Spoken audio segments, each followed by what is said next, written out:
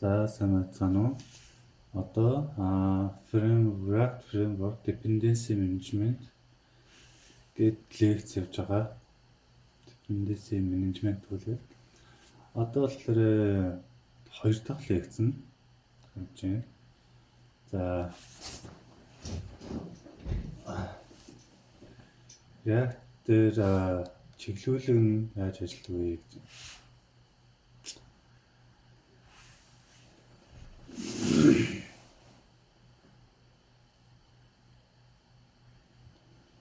Энэ сонирхолтой хэлгээд одоо тэр бидний гарууд хороо залах, хороо доош нь харуулах тий.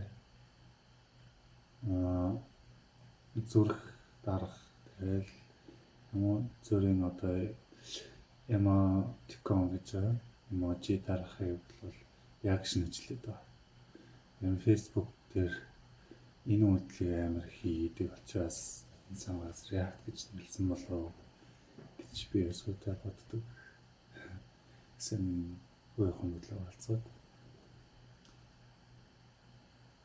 Түүнээс яаж тэгэл нэг амар хими урал моралаа бодоод React гэж хэллээ. Зүгээр хариу үйлдэл дахин итгэвчих гэсэн утгаараа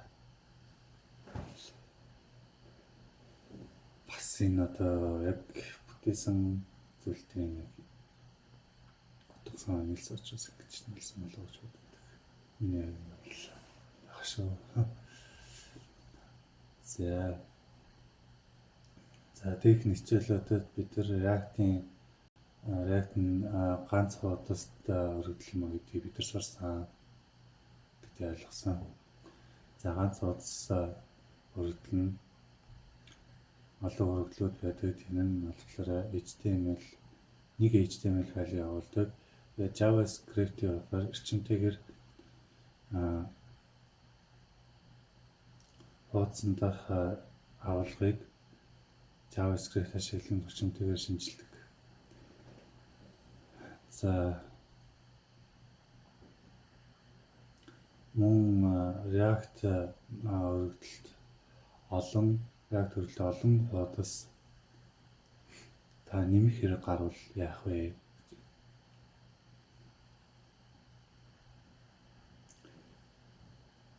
Өөр ингээд харагдцуудыг та чиглүүлэх бол яах вэ гэж. За тэгэхээр яг энд үед л бол React router гэдэг зүйл гарч ирж байгаа гэж. За React router React чиглүүлэгч нь 3 дахь талын сан бөгөөд React аппликейшнда чиглүүлгийг нэмэх боломжийг танд олгодог гэж. За эхлэхдээ React router одоо байгаа React төсөлтөө яг иймэрхүү байдлаар нэмнэ гэж байна. npm React router гэдэг. За хэрвээ та package.json файлаа шалгах юм бол dependencies дотор React router гэдэг төгсөлтөд орсон байгаа гэж.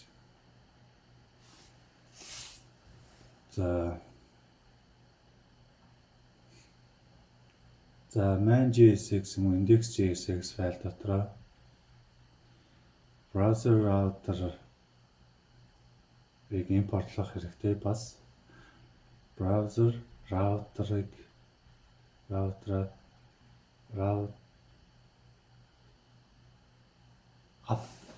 бүрэлдэхүүнийхээ гадаалаар бас тэрийг хийх хэрэгтэй гэдэг. За одоо яг тэр хэсэг нь бол энэ юм байна.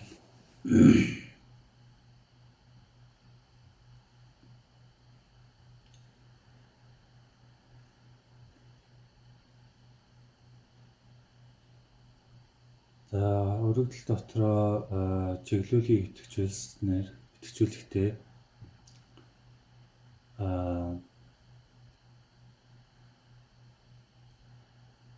import statement шинжлэх хэрэгтэй.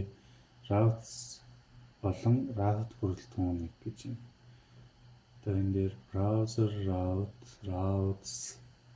route from React Router гэдэг энэ third party library-гаас ингэж оруулж ирэх юм байна. За browser router дотороо гэж энэ дотороо route болон route бүрэлдэхүүний нэмнэ. За ингэж нэмэх юм байна. За path болон element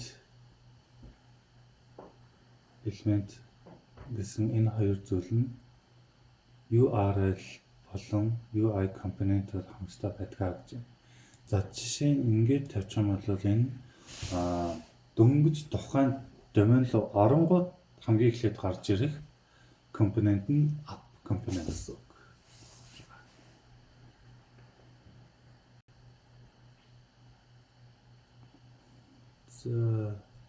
За энэ арай илүү том үргэлжлэл гэж ярих юм аппликейшн байна.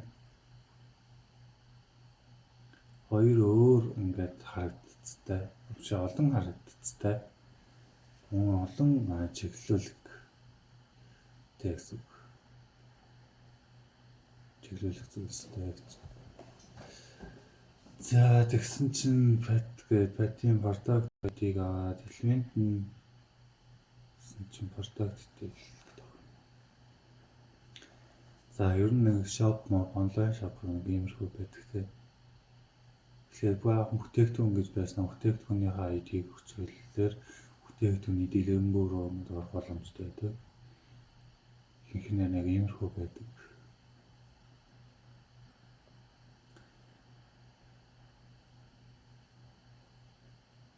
За энд нэг index гэдэг нэг зүйл бичсэн юм байна.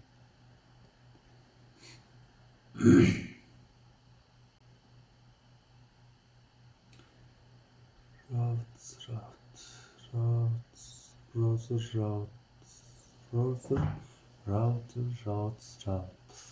Гэтэл энэ дээр browser route-ныга харагдахгүй байгаа. Зүгээр энэ дотор бичсэн гэдэг ойлгох юм бол өөр route дотор дахиад route байна гэж байна.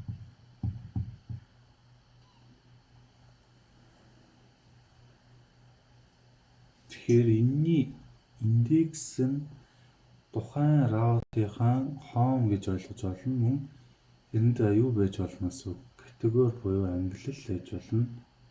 Бас trending гэдэг одоо энэ чих хандлагыг харуулсныг бас байж болно. Гэхдээ product-ийн trending гэж явах болов гэж бодож байна. Product-ийн одоо энэ жишээ нь product-ийн категори product ID гэжээж product detail руу гэж би бол харж байна.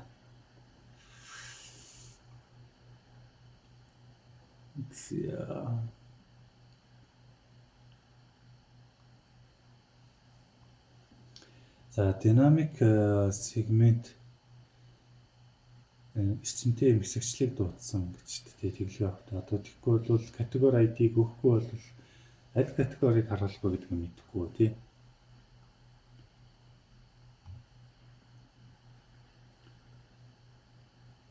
Бүтээгдэхүүнүүд гэснээр brass instrument гэдэг рүү орчих юм бол юуг нь өөрчилж байна. Англи бүрэлдэхүүн болоод эрчимтэйгээр холбогдох одоо хэсэгчлэр нь үндэслээд холбогдох мэдээллийг нь эрчимтэйгээр татж авчирна гэдэг. Yeah, you can access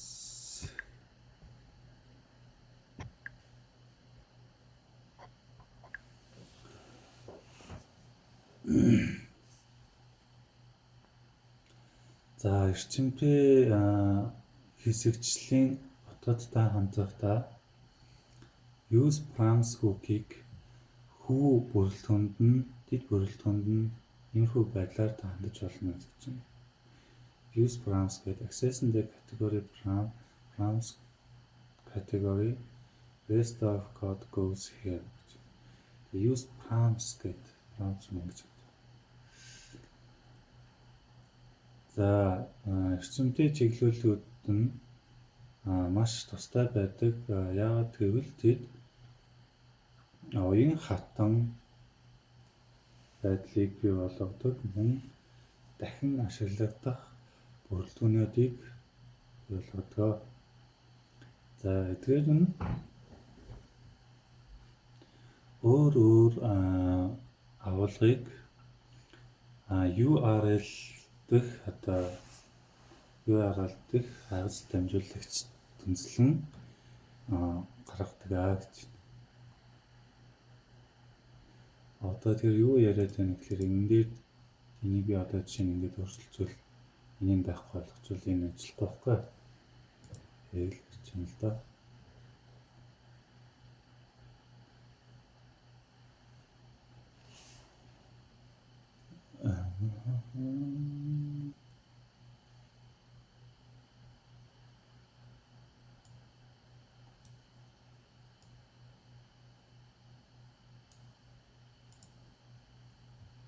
За боломжит бүх маршрутын тогтмол жагсаалтыг тодорхойлохын оронд та эрчимтэй солигдох эрчимтэй их хэсэгчлэлийг ашиглаж болно гэж дэлгэцэд өөр төрлийн агуулгыг харуулахдаа тэд хэрэглэгч хүссэн юм дээр нь л та гарах боломжтой. За бүгдээр асуултанд хариулъя. React router гэж юу вэ гэж.